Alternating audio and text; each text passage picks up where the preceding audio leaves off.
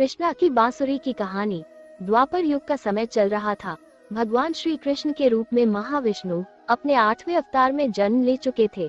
सभी देवता, भगवान, सुर, ऋषि मुनि भेष बदलकर एक एक करके बाल कृष्ण से मिलने आ रहे थे।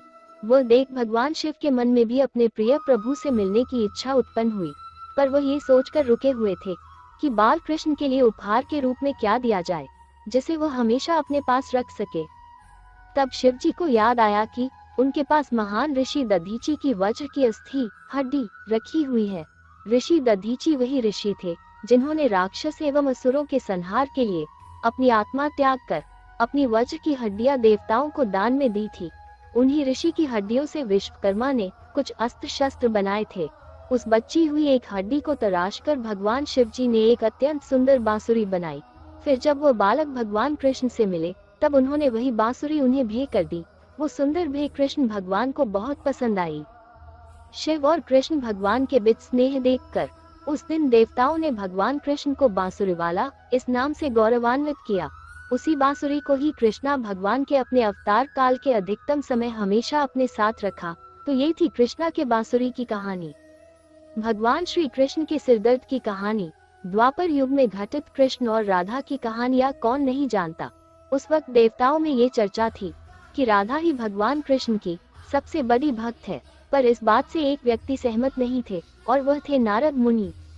वो अपने आप को ही भगवान कृष्ण का सबसे बड़ा भक्त मानते थे, पर देवताओं में राधा रानी के विषय में चर्चा सुनकर उन्हें जलन महसूस होने लगी थी।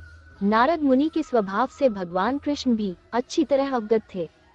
एक दिन नारद मुनि कृष्ण भगवान से मिलने द्वारिकापुरी गए थे। उन्हें आता देख भगवान श्री कृष्ण अपना सिर पकड़कर बैठे गए। मुनिवर ने उन्हें देखते ही पूछा, क्या हुआ प्रभु, आप यूं सिर पकड़कर क्यों बैठे हैं? उस पर द्वारिकाधीश ने उत्तर दिया, मुनिवर आज हमें सिर में बहुत पीड़ा हो रही है। नारद बोले, तो प्रभु इस पीड़ा को मिटने का क्या कोई उपाय है? कृष्ण ने कहा, हाँ उपाय तो है। अगर मेरा सबसे बड़ा भक्त अपने चरण धोकर उसका चरण अमृत मुझे पिलाएगा तो मेरा सिर दर्द पल भर में ठीक हो जाएगा। कृष्ण के मुख से यह उपाय सुनकर कुछ पल के लिए मुनिवर सोच में पड़ गए कि हूँ तो मैं ही सबसे बड़ा कृष्ण भक्त, लेकिन अगर मैं अपने पैर धोकर उसका चरण अमृत प्रभु को पिलाऊंगा तो मुझे नरक जाने जीतना महापाप लगेगा। परंतु राधा को भी तो सब कृष्ण का बड़ा भक्त मानते हैं। इतना सोचने के बाद भगवान कृष्ण से आज्ञा लेकर नारद तुरंत राधा रानी के महल में जा पहुँचे और उन्हें प्रभु के सिर में हो रही पीड़ा एवं उसके उपाय के बारे में वृतांत सुनाया। वो सुनकर राधा रानी ने एक क्षण का भी विलंब न करते हुए अपने चरण धोकर उसका अमृत एक कटोरी में नारद मुनि के हाथ में लाकर दिया और कहा, मुनिवर मैं नहीं जानती कि मैं भगवान कृष्ण की कितनी बड़ी भक्त हूँ, पर मैं अपने ईश्वर आराध्य को पीड़ा में नहीं देख सकती। राधा के मुख से यह सच्चे भक्ति भाव के शब्द सुनकर नारद मुनि की आंखें खुल गई और वह समझ गए कि राधा रानी ही कृष्ण की सबसे बड़ी भक्त है और प्रभु श्री कृष्ण ने ये लीला मुझे समझाने के लिए रची थी। चावल के एक दाने की कहानी।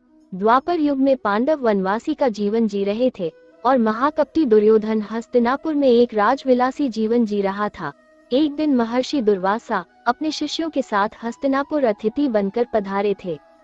दुर्योधन ने काफी अच्छी तरह से उनका आतिथ्य किया।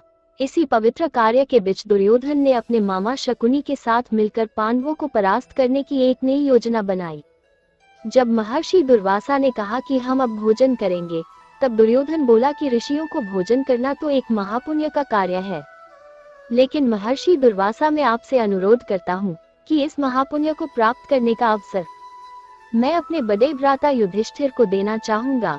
इतना कहकर दुर्योधन ने महर्षि दुर्वासा और उनके शिष्यों को नजदीक के वन में बसे युधिष्ठिर की कुटिया में भोजन करने के लिए भेज दिया, क्योंकि वो जानता था कि दोपहर के उस समय पांडव द्रौपदी सहित खाना खा चुके होंगे और कुटिया में अन्न शेष नहीं होगा।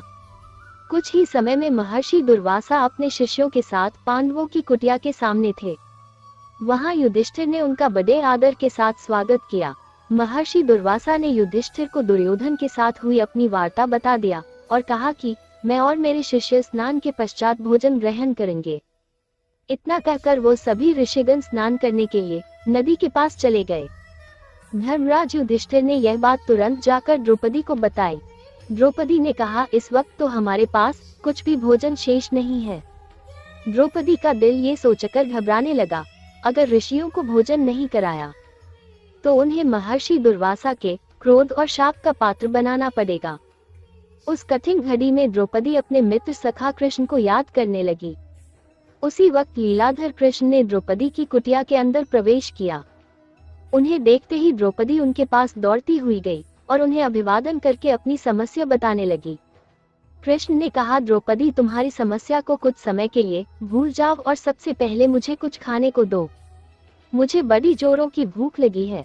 तब द्रौपदी ने अक्षय पात्र लाकर कृष्ण के हाथ में दिया, साथ ही अपनी समस्या भी बताई।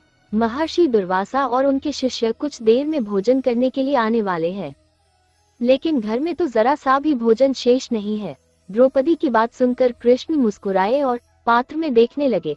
उस पात्र में चावल का सिर्फ एक दाना बचा था। वो देखकर भगवान कृष्ण बोले, ये क्या, इसमें तो बहुत खाना बचा है। और वो चावल का वो बचा हुआ दाना उन्होंने खा लिया। इधर कृष्ण के चावल का वो दाना खाते ही उधर स्नान करके नदी से बाहर निकले महर्षि दुर्वासा और उनके शिष्यों का पेट भर गया और उन्हें डकारें आने लगी और वो युधिष्ठिर की कुटिया के ओर जाने के बजाय अपनी यात्रा के लिए प्रस्थान कर गए। इस तरह चावल के एक दाने से ही कृष्ण भगवान में ऋषियों को पेट भरकर उनके क्रोध और शाप से पांडवों की रक्षा की। भगवान श्री कृष्ण और कुम्हार की कहानी।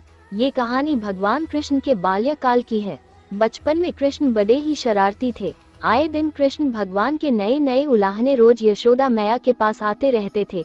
इन्हीं उलाहनों से तंग आकर एक दिन यशोदा मैया छड़ी लेकर कृष्ण भगवान के पीछे दौड़ी और मैया से भगाते भगाते गोविंदा एक कुम्हार के घर घुस गए। उस वक्त कुम्हार अपने काम में व्यस्त था।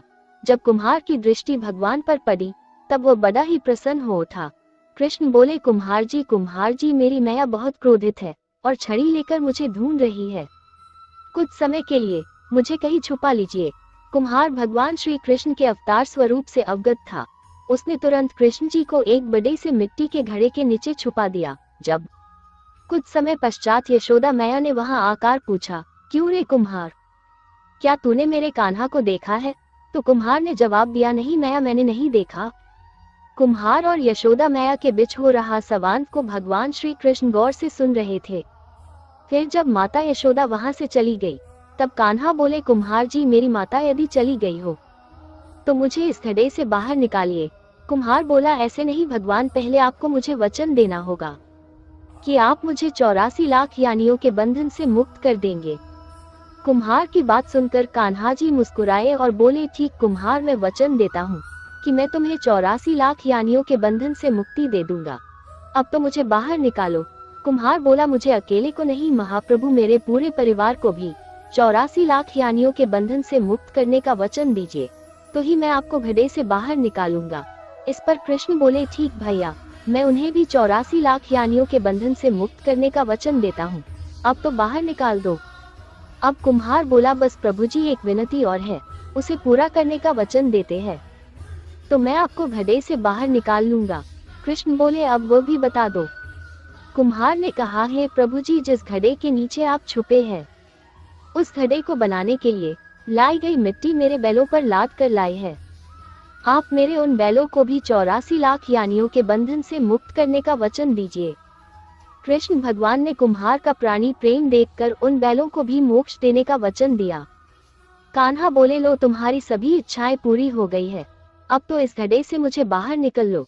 इस बार कुम्हार बोला, अभी नहीं भगवान, बस एक अंतिम इच्छा शेष रह गई है, और वह ये है कि जो भी जीव हम दोनों के बीच हुए इस संवाद को सुनेगा उसे भी आप इस जन्म और मृत्यु के चक्र से मुक्त कर देंगे। बस यह वचन भी दे दीजिए, तभी मैं आपको इस घड़े से बाहर निकालूंगा।